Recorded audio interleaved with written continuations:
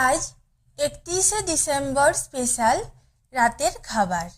আজকে রাতের খাবারে মা বানাচ্ছে কড়াইশুঁটির কচুরি।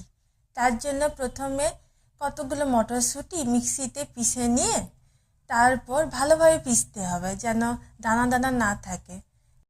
তারপর খুব সামান্য সাদা তেলে 2 চামচ কি 4 চামচ মতো সাদা তেলে ওই মটরশুঁটির পেস্টটা দিলে তাতে সামান্য নুন চিনি দিয়ে মা ড্রাই রোস্ট করে জিরে গুঁড়ো বানায়।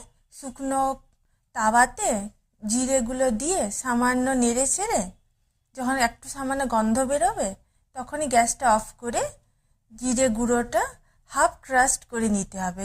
এই হাফ ক্রাস্ট করে জিরে গুঁড়োটা মটরশুঁটির পেস্টটাতে দিয়ে ভালোভাবে মিশিয়ে নিলেই পুর রেডি। এবার ছোট ছোট বল করে লেচির ভিতর পুরে ভালোভাবে বেলে নিয়ে সাদা তেলে ছেঁকে নিলেই রেডি কড়াইশুঁটির কচুরি। Thank you for watching.